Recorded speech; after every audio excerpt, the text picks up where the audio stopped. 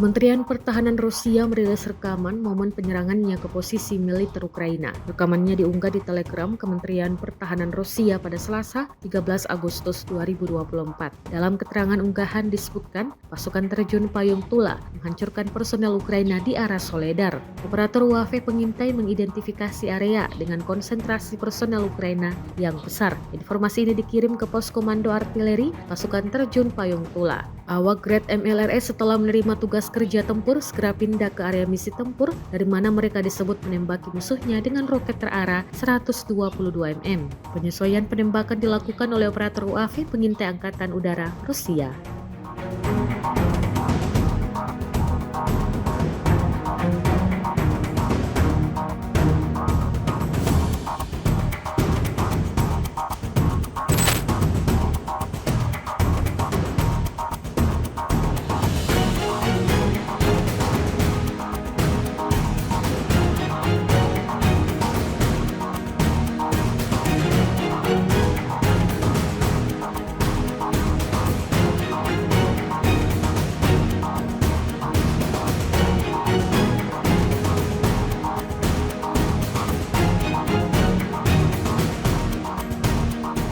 Download Tribun X sekarang, menghadirkan lokal menjadi Indonesia.